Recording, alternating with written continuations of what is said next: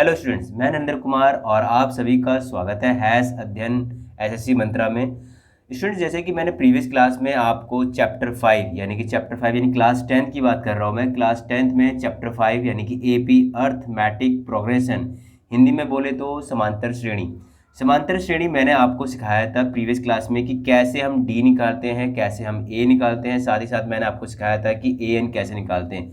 ये एन है क्या, मैंने आपको प्रीवियस क्लास में बताया था। अगर आपको ये समझना हो कि ए और डी और ए एन है क्या, समांतर श्रेणी आखिरकार होता क्या है, तो आप मेरे प्रीवियस वीडियो को जरूर देखें, क्योंकि मैं आपके लिए स्टेप बाय स्टेप चैप्टर लेकर आता रहूँगा। अभी मैं आपको एक साथ समझाऊंगा तो टाइम हमारा ज़्यादा लगेगा। इससे अच्छा है कि आप प्रीवियस वीडियो को ज़रूर देखें।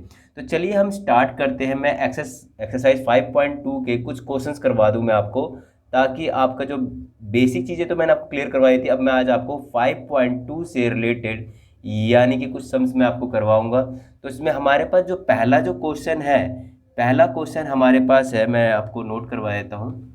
ओके, चलिए पहले क्वेश्चन पे आते हैं। तो कहता है 30th टर्म, यानी कि हमने जो लिया 30th टर्म यानी कि 30वां पद, 30th term of the AP AP 10, 7, 4 is. तो यहाँ पे हमें देखिए निकालना क्या है, 30वां पद यानी कि हम इसको 30th टर्म जो है हमारे पास, इसको हम हिंदी बोलते हैं 30वां पद जो है एपी का, ये हमारे पास समांतर श्रेणी है। तो इसमें हमें निकालना क्या है, देखिए 30वां पद दे रखा है ऑफ द एपी 10, 17 और 10, 7, 4 इज। अब ये हमारे पास क्या गिवन नहीं, हमारे पास गिवन नहीं। हम पहले फॉर्मूला देख लेते हैं यहाँ पे ए एन। अगर मैं सॉल्यूशन की बात कर रहा हूँ मैं, तो ए एन और ए प्लस ब्रैकेट n-1 डी। तो अब ए एन जो है हमारे पास लास्ट टर्म होता है, यानी कि हमें इसमें लास्ट टर्म निकालना है। तो ए जो हमारे पास कितना है, फर्स्ट में रहता है 10 प्लस एन। एन हमारे पास क्या दे रखा है, 30th टर्म दे रखा है, तो 30-1 डी। डी कैसे निकालेंगे, डी का जो फॉर्मूला है वो है A2-A1। तो डी हमारे पास A2-1 यानी कि ए कितना, A2 7 है हमारे पास, और A1 जो है वो 10 है। तो कितना आ जाएगा यहाँ पे, 10 में से 7 गए, -3। क्योंकि 10 बड़ा है, 10 का साइन माइनस है, तो इसलिए -3 आता है। मैं आपको बिल्कुल बेसिक तरीके से यानी बेसिक फंडे से सम्स कराता रहूँगा, ताकि आप इसको इजीली समझ सकें और कर सकें। खाली सम्स करने से मतलब नहीं है, आपको उसको समझना होगा कि माइनस क्यों आया, प्लस का साइन क्यों नहीं आया। तो ये चीज़ समझना होगा, क्योंकि जिसका भी साइन बड़ा होगा उसका साइन यहाँ पर आ जाएगा। उसके बाद देखिए अब हमारे पास निकल गया है -3। अब यहाँ पे देखिए क्या हो गया, 10 प्लस 30 में से 1 लेस किया तो कितना हो गया, 29। 29-3। अब यहाँ पे क्या वैल्यू आ जाएगी, 10 माइनस, क्योंकि प्लस माइनस माइनस, आप 29 की 3 से मल्टीप्लाई कर देंगे, 9 3 जा 27। उसके बाद 2 और 3 2 जा 6 और 2 87। तो यहाँ पे हमारे पास आ गया 87। 9 3 जा 27, 27 का 7, 2, फिर इसके बाद 2 3 जा 6 प्लस 2 कर दिया हमने, यहाँ पे 8 हो गया। अब इसमें से हम क्या करेंगे, लेस करेंगे, तो यहाँ पे हमारे पास आ जाएगा माइनस का 77। तो इस तरह से हमारे पास निकलता है ये ए एन। तो स्टूडेंट्स, आपको ये सवाल समझ में आया होगा। अब नेक्स्ट क्वेश्चन पे बढ़ते हैं हम। तो नेक्स्ट क्वेश्चन है हमारे पास, अब देखिए यहाँ पे जो नेक्स्ट क्वेश्चन है वो है 11th term of the AP. जो हमारे पास नेक्स्ट क्वेश्चन है वो है 11th term of the AP.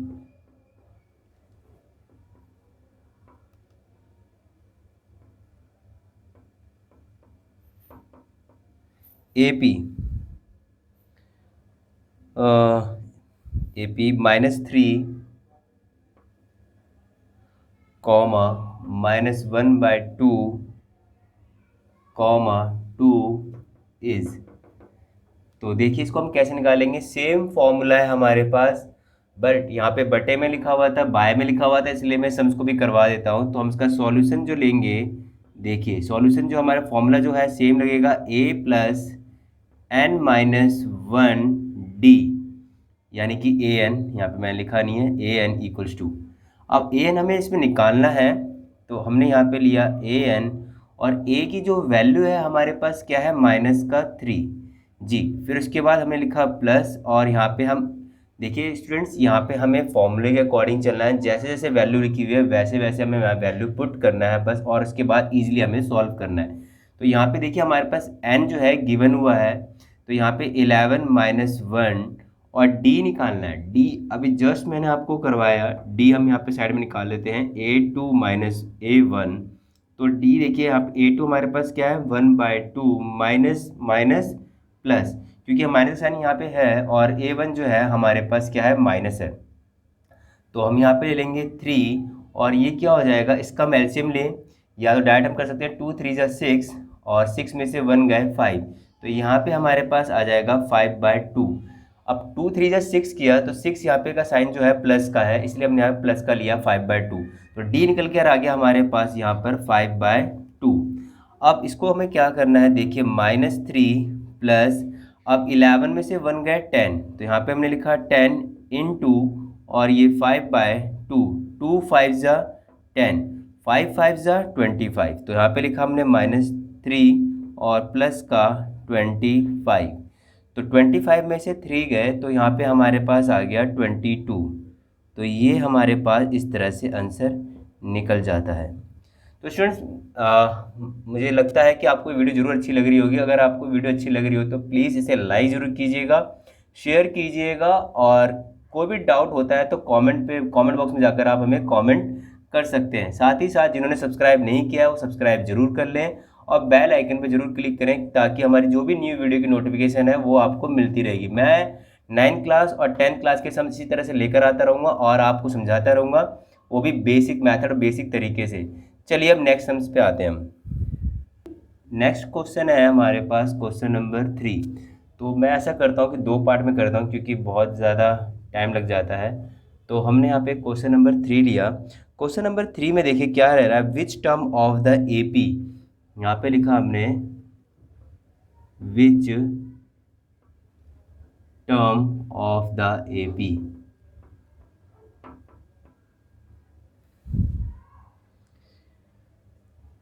Three 8, 13, 18 is 78। अब यहाँ पे देखेंगे कि यहाँ पे बोला है कि कौन सा पद यानी कि n, यानी कि हमें निकालना क्या है n, और यहाँ पे इसके बाद देखिए यहाँ पे 78 दे रखा है, तो यानी कि सिंपली ये जो हो गया है वो an हो गया, यानी कि ये क्या है लास्ट टर्म है। तो हमारे पास जो सॉल्यूशन जो होगा वो सॉल्यूशन होगा, अब फॉर्मूला लिखा यहाँ पे an a + n - 1 d। अब यहाँ पे हमारे पास देखिए विच टर्म, यानी कि हमें n गिवन नहीं है। अगर आप इसको लिख कर भी समझा सकें, अगर आपको स्टेप बाय स्टेप लिख लें, तो आप क्या कीजिएगा, पहले सारी वैल्यू लिख लीजिएगा, यानी कि a की वैल्यू लिख ली, फिर आपने d निकाल लिया, फिर उसके बाद आपने 78 an ले लिया। तो हम यहाँ पे देखिए क्या करते हैं कि मैं यहाँ पे डायरेक्टली पुट कर देता हूँ वैल्यू। तो यहाँ पे मैंने लिखा 78, और a हमारे पास कितना है 3, प्लस n हमारे पास गिवन नहीं है, और d निकालना है, 8 में से 3 गए 5, तो हमने यहाँ पे ले लिया ये 5। तो d जो होता है a2 - a1 होता है। मैं यहाँ पे अलग से निकाल के भी दिखा देता हूँ आपको, a2 - यानी कि a2 मतलब 8, और ये 3, तो यहाँ पे कितना हो गया, ये हमारे पास 5।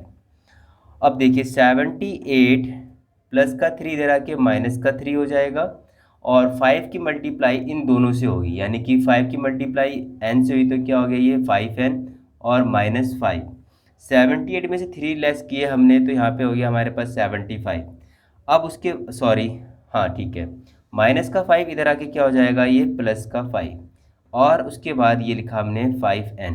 75 + 5 ये हो गया हमारे पास 80, और यहाँ पे हमने लिखा n, ये देखिए मल्टीप्लाई में है, तो ये मल्टीप्लाई किस में चेंज हो जाएगा, ये डिवाइड में। तो हमारे पास जो वैल्यू निकल कर आ गई, यहाँ पे हम इसे डिवाइड कर देंगे, तो 5 × 1 = 5, और 3 गया 5 × 6 = 30। तो यहाँ पे हमारे पास जो वैल्यू आ गई 16th टर्म, यानी कि ये हमारे पास आंसर आ गया। तो इस तरह से हमने an निकालना सीखा, और उसके बाद सीखा हमने कैसे हम इसमें n निकालते हैं। नेक्स्ट क्वेश्चन नंबर हम 4 इसी में नोट कर लेते हैं, और 4 भी मैं आपको यहीं पे करा देता हूँ। चलिए क्वेश्चन नंबर 4 नोट कर लेते हैं। क्वेश्चन नंबर 4 में देखिए हमारे पास वैसे तो क्वेश्चन सेम इसी की तरह है, लेकिन मैं एक टिपिकल जो है क्वेश्चन वो थोड़ा सा करवा देता हूँ। तो यहाँ पे देखिए हमारे पास जो है 18, यानी कि मैं आपको हर डिफरेंट टाइप के क्वेश्चंस जो है वो आपको कराया था। इसमें लिखा हुआ है find the number of the term in each of the following AP, यानी कि यहाँ पे हमें क्या निकालना है एन, क्योंकि इसने बोला है find the number of terms, यानी कि हमें टर्म्स निकालना है। टर्म्स मतलब पद, यानी कि एन। तो हमारे पास यहाँ पे क्वेश्चन है 18 और 15 1/2 कॉमा 3 कॉमा डॉट डॉट -47। तो देखिए यहाँ पे हमारे पास जो यहाँ भी क्या निकालना है, हमें टर्म निकालना है। तो अब इस क्वेश्चन को देखिए कैसे करेंगे, ये देख लीजिए आप। तो हमने यहाँ पे लिखा फॉर्मूला a प्लस n-1d। तो an हमारे पास गिवन है, तो हमने यहाँ पे लिखा -47, और a हमारे पास है 18 प्लस n हमारे पास गिवन नहीं है क्योंकि इसने n फाइंड करने के लिए बोला है। अब देखिए यहाँ पे d निकालने में आपको थोड़ी बहुत प्रॉब्लम होती है, तो इस d को निकालना कैसे है मैं आपको थोड़ा समझा देता हूँ। देखिए d हमें निकालना क्या है, सेम फॉर्मूला है a2 माइनस a1। अब यहाँ पे देखिए 15 2 30, 30 में +1 करा तो कितना हो गया हमारे पास 31/2। तो ये हमारे पास है a2। उसके बाद हमारे पास माइनस का साइन, उसके बाद 18, यानी कि a1 जो है वो 18 है। तो यहाँ पे हम या तो एलसीएम लेके कर सकते हैं या डायरेक्ट हम कर लेते हैं 2 8 जा और 18 जा। तो यानी कि यहाँ पे कितना हो जाता है 18 2 जा 36, 36 में से हमने 31 लेस किए तो कितना आ गया हमारे पास 5, यानी कि हमारे पास जो साइन आ जाएगा 5/2। माइनस का इसलिए आया क्योंकि 36 जो है वो बड़ा वैल्यू आती है। तो अब यहाँ पे आ गया हमारे पास माइनस का 5/2, यानी कि इंटू -5/2। अब इसको हम सॉल्व कर लेते हैं। तो माइनस का 47 प्लस का 18 इधर आके माइनस का 18 हो जाएगा, और इसकी मल्टीप्लाई हमें n से करेंगे तो यहाँ पे हो जाएगा -5/2 n, उसके बाद -5/2।